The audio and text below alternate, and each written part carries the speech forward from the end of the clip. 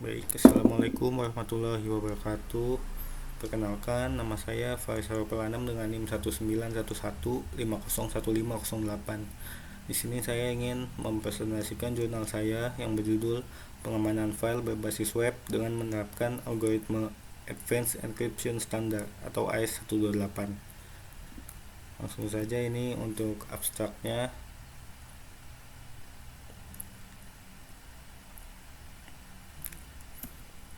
Ini latar belakangnya. Ya, untuk metode penelitiannya saya menggunakan metode waterfall. Nah, yang pertama itu kita mulai, kemudian perumusan masalah, studi literatur, pengumpulan data, analisa masalah, penyelesaian masalah. Kemudian ada analisis sistem. Setelah itu perancangan perangkat lunak, implementasi, pengujian sistem. Kemudian decision, apakah ada kesalahan. Jika iya, kita kembali ke analisis masalah. Jika tidak, langsung ke kesimpulan akhir, selesai.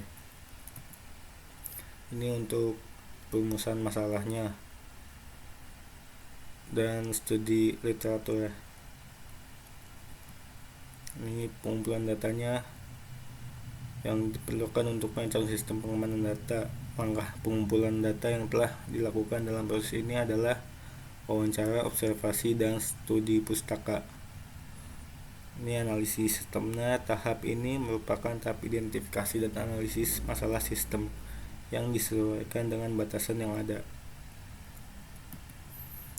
Ini perancangan perangkat lunak, kemudian ada implementasi. Saya menggunakan perangkat lunak yaitu PHP serta DBMS, PHP MyAdmin. Untuk hardware atau perangkat kelasnya prosesor Intel Core i3 dengan RAM 8GB dan SSD 256GB.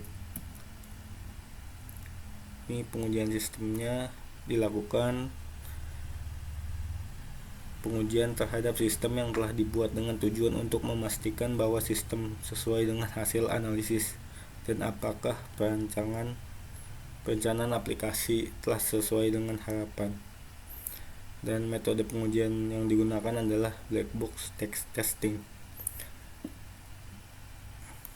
Dan ini ada kesimpulannya. Kemudian ada hasil dan pembahasan. Ini flowchart menu enkripsi. Yang pertama itu ada enkripsi file.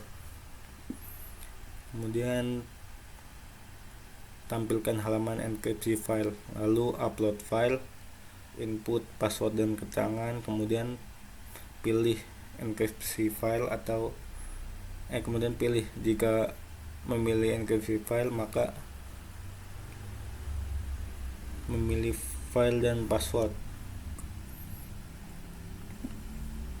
Jika tidak, maka akan tampil pesan please select a file. Jika iya, maka memilih file Excel atau PDF. Jika tidak, maka akan tampil pesan maaf, file yang dapat dienkrip hanya Excel dan PDF. Kemudian melakukan proses enkripsi file.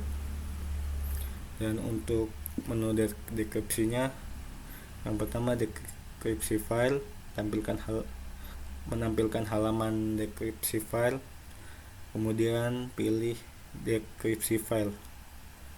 Kemudian jika iya, maka akan menampilkan informasi file yang ada di dekripsi.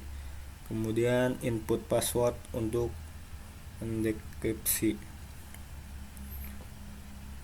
Kemudian pilih dekripsi file. Jika iya, maka akan dilakukan proses periksa password untuk mendekripsi.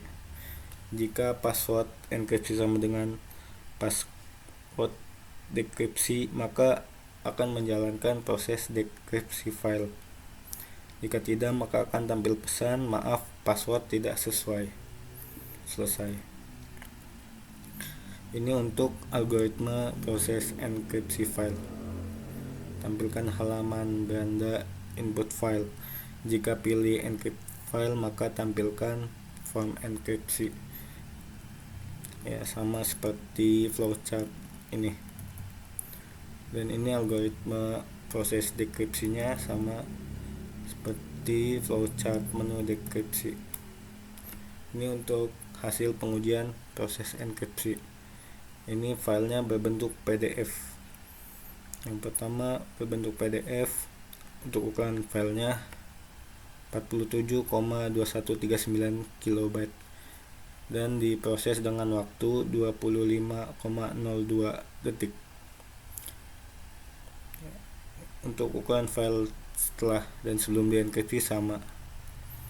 Dan ini hasil pengujian proses dekripsi.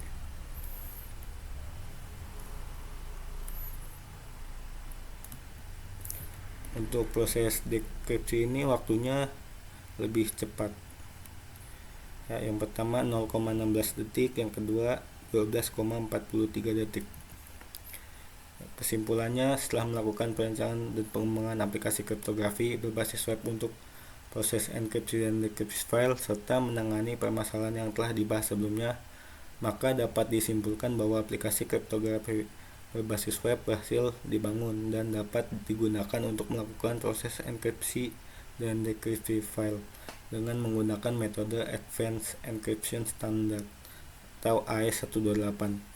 Aplikasi ini juga efektif dalam menjaga keamanan dan kerahasiaan file dengan mengenkripsi file agar tidak dapat terbaca oleh pihak yang tidak berwenang dan mengambil file tersebut ke bentuk semula melalui proses dekripsi. Dan pengujian aplikasi telah dilakukan dan hasilnya sesuai dengan yang diharapkan, di mana file berhasil dienkripsi dan didekripsi dengan benar, dan tidak ada kerusakan atau perubahan data yang terjadi selama proses dekripsi. Untuk pengembangan selanjutnya diharapkan aplikasi ini dapat beroperasi pada sistem operasi Android, iOS, dan lain-lain. Mungkin cukup sekian presentasi jurnal saya. Kurang lebihnya mohon maaf. Wassalamualaikum warahmatullahi wabarakatuh.